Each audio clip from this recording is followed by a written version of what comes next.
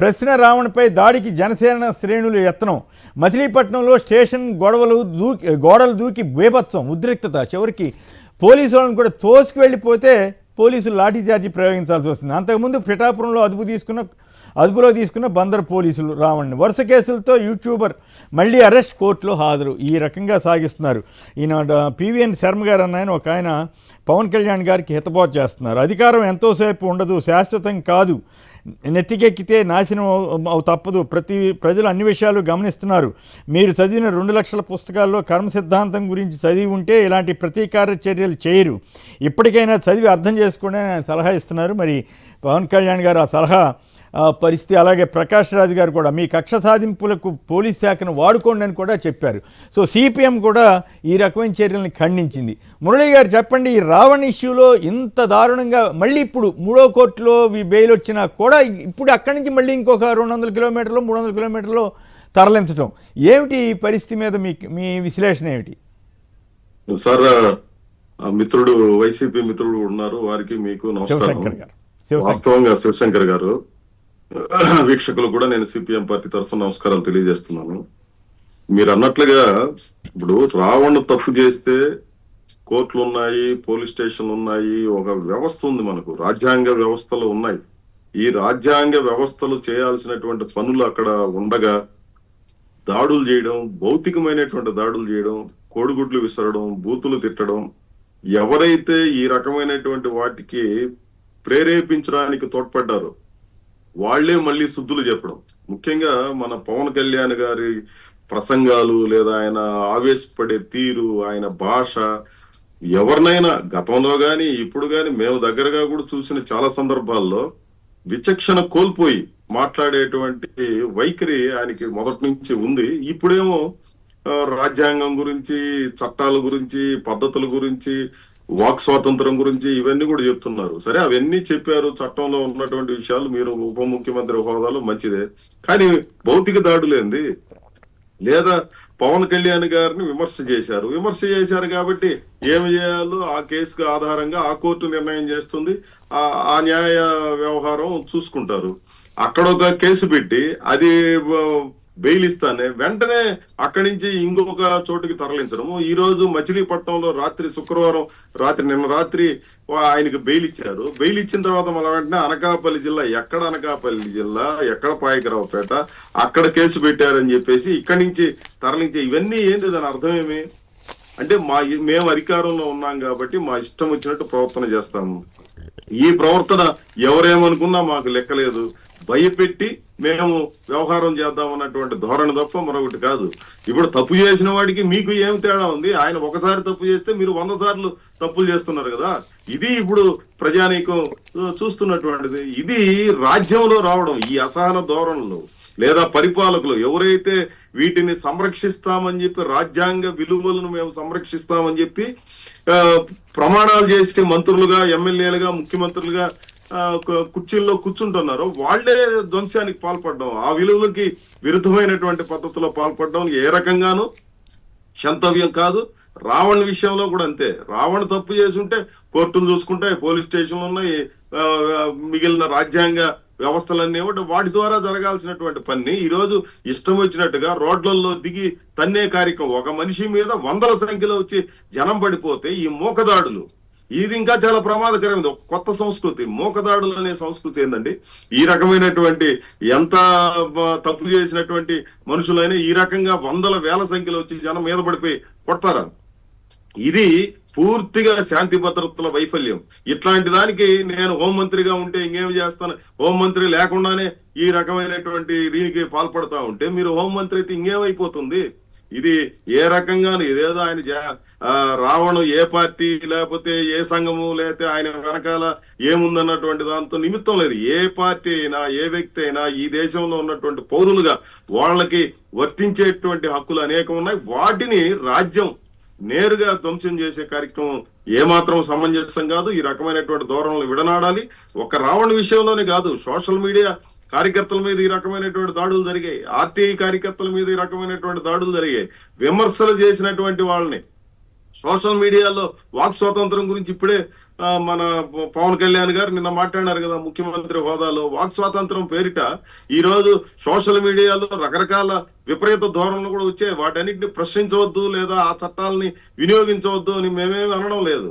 ఈ రోజు మీరు చెబుతున్నటువంటి మామూలు సాధారణమైనటువంటి విషయాలు ప్రశ్నించిన, ఈ రోజు క్వశ్చన్ చేస్తే, ఈ రోజు ఈ రాష్ట్రంలో ఉన్నటువంటి కార్పొరేట్ శక్తులు చేస్తున్నటువంటి తప్పుల్ని క్వశ్చన్ చేయడానికి ప్రయత్నం చేసిన సాధారణమైనటువంటి ప్రజలను కూడా, నేనేదో ఒక రావణ్ అనే విషయం కాదు, మా పార్టీ కార్యకర్త అప్పలరాజు అదే అనకాపల్లి జిల్లాలో అక్కడ ఉన్నటువంటి భూసేకరణకు వ్యతిరేకంగా ఏం చేశాడు ఆయన? పోయి ప్రజల్ని సమీకరణ చేసి న్యాయం చేయండి మహాప్రభు అని చెప్పి ధర్నాలు చేయించాడు, లేదంటే వినతి పత్రాలు ఇచ్చాడు అధికారులకి, ప్రజాప్రతినిధులకి. ఇస్తే పీడీ యాక్ట్ పెడతారా?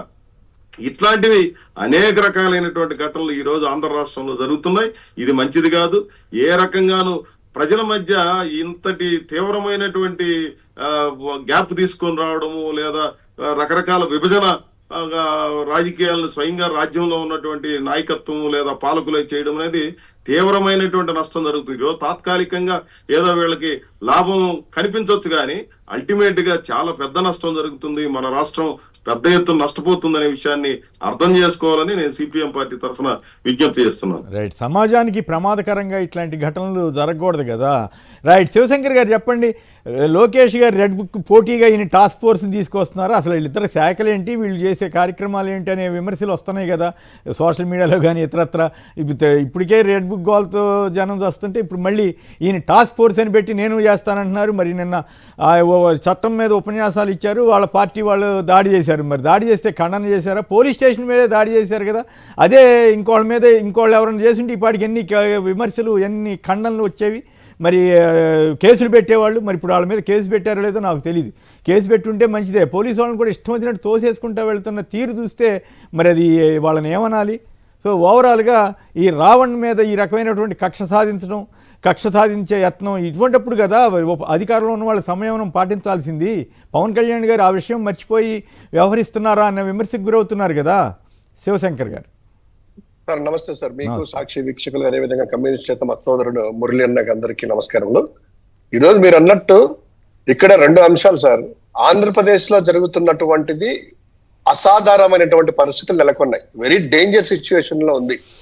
ఇక రెండవది, లోకేష్ గారేమో రాజ్యాంగాన్ని తన చేతుల్లోకి తీసుకుంటే పూర్తిగా దాన్ని మార్చేసేసి భారత రాజ్యాంగాన్ని ఎర్రబుక్కు రాజ్యాంగం ద్వారా తనకు ఏ విధంగా చెప్పాడో ఆ విధంగా చేస్తా వెళ్తా ఉంటే కనుక ఈ పవన్ కళ్యాణ్ గారు నాకేం తక్కువ, మా నాయకులకు ఏం తక్కువ, మా జన సైనికులు కూడాను దానికి పోటీ పడాలి కదా, లేకపోతే మేము ఎక్కడ వెనకాల పడిపోతాము అని చెప్పి మీరన్నట్టు ఒక టాస్క్ ఫోర్స్ లా క్రియేట్ చేసేసి ఎవరైనా ప్రశ్నిస్తే, చట్టాన్ని ఎవరైనా కూడాను చట్ట ప్రకారం వెళ్ళినా, లేకపోతే వాళ్ళు అన్నట్టు వాక్ స్వాతంత్రం హక్కు ఉంది కదని ఎవరైనా ప్రశ్నించినా కూడాను మనకేమో ఆ చట్టాలు వర్తించవు ఆంధ్రప్రదేశ్ లో.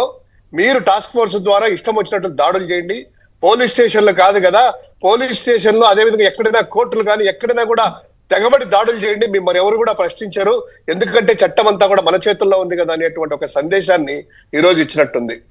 ఏం సార్ ఇది? ఇక్కడ అంచెలంచెలుగా ఆంధ్రప్రదేశ్ లో ఎలా జరుగుతుందంటే కనుక ఫస్ట్ ఒక section of YSR Congress party నాయకుల మీద టార్గెట్ చేశారు, తర్వాత వచ్చేసి జర్నలిస్టుల మీద టార్గెట్ చేశారు, మీలాంటి వాళ్ళ మీద ఇంకా చాలా మీద, తర్వాత యూట్యూబర్స్ మీద, తర్వాత కమ్యూనిస్టు నాయకులు కూడా ఎవరైనా నోరెత్తితే వాళ్ళు కూడా అతీతం కాదనేటువంటిది ఉంది, తర్వాత సినిమా వాళ్ళ మీద పోసాని మురళీకృష్ణ గారు ఎంత చూసాము. అంటే ఎవరైనా కూడాను నోరు విప్పితే, ప్రశ్నిస్తే, లేకపోతే కనుక ఏ విమర్శ చేసినా కూడాను ఈ రాష్ట్రంలో మీరు ప్రపంచంలో ఎక్కడున్నా కూడా లాక్కొని వచ్చి చట్ట ప్రకారం శిక్షించడమే కాదు, అవసరమైతే పోలీస్ స్టేషన్ లో ఉన్నా కూడాను మా మూకలు దాడులు చేస్తాయి, పోలీసులు లెక్క చేయరు, పోలీసులు కూడా ప్రేక్షక పాత్ర పోషించాల్సిందే అనేటువంటి విషయం నిన్న అన్ని కూడా చూస్తే ఆ పరిణామాలంతా కూడాను వాళ్ళు చేసేటువంటి చేష్టలన్నీ అర్థమవుతా ఉన్నాయి. ఇక్కడ సుమోటోగా ఎందుకు కేసు చేయకూడదు సార్? 24 గంటలు గడిచింది, పోలీస్ స్టేషన్ మీద పోలీసులు తోసుకుంటూ వెళ్ళి పోలీస్ స్టేషన్ గోడలు దూకి పోలీసుల సమక్షంలోనే దాడులు చేస్తా ఉంటే కనీసం అంటే కనుక ఒక్కరి మీదైనా కూడా కేసు పెట్టారా? ఒక్కరిని అదుపులో తీసుకున్నారా? తద్వారా ఏం చెప్తున్నారంటే వీళ్ళు మీకు ఎవరి దగ్గర నుంచి మీకు హాని ఉండదు, లేదా ఎవరి దగ్గర నుంచి మీకు అరెస్టులు కానీ భయపడాల్సినటువంటి అవసరం లేదు, మీరు ఎంతవరకైనా వెళ్ళండి అనేటువంటిది ఒక గ్రీన్ సిగ్నల్ ఇచ్చినట్టే దీన్ని బట్టి అర్థమవుతా ఉంది. రావణ్ అనే వ్యక్తి మీ ప్రకారము తప్పు చేశారు అనుకుందాం. తప్పు చేస్తే ఒక చట్టాల ప్రకారము కేసులు నమోదు చేశారు. తద్వారా కేసుల్లోంచి తీసుకొని అరెస్టులు చేశారు. గౌరవ న్యాయస్థానం వారికి బెయిల్ ఇచ్చింది.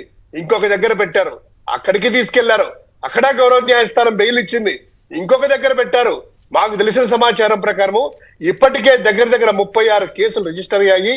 ఆ కేసుల్లో ప్రతి స్టేషన్ చుట్టూ తిప్పి రాష్ట్రం అంతా పోసాని మురళీకృష్ణ గారిని ఏ విధంగా తిప్పారో అంతకు రెట్టింపులైన తిప్పాలి. భవిష్యత్తులో ఎవరు కూడా పవన్ కళ్యాణ్ గారి పేరు విప్పాలన్నా, పేరు ఎత్తాలన్నా, లేకపోతే కూటమి ప్రభుత్వం ఏమి చేసినా కూడా మాట మాట్లాడాలన్నా కూడా పోసానిని చూడండి, లేదా రావణ్ను చూడండి, లేదా కొమ్మినేని గారిని చూడండి, జస్ట్ నవ్వినందుకు ఆయన మీద పెట్టాము అనేటువంటి ఒక సిగ్నల్ అనేటువంటిది పంపిస్తాం జనాలలోకి. అధికారం అనేటువంటిది శాశ్వతం కాదు సార్. ఇక్కడ ఆయన పదే పదే ఏం చెప్తున్నారు, హోంమంత్రిత్వ శాఖ నా చేతిలో లేదు, హోంమంత్రిత్వ శాఖ నా చేతిలో లేదంటున్నారు. అంటే హోంమంత్రిత్వ శాఖ మీ చేతిలో లేకుండానే జన సైనికులు ఈ విధంగా బరితెగిస్తున్నారంటే, ఒకవేళ పొరపాటున రేపు మీ చేతిలోకి ఆ హోంశాఖ మంత్రిత్వ శాఖ మీ చేతిలోకి వస్తే ఇక ఇళ్లలో సంసారాలు కూడా చేసుకొనివరా, ఊర్లలో కూడా జనాలు ఉండనివరా? ఏ విధంగా సందేశాలు పంపుతా ఉన్నారు?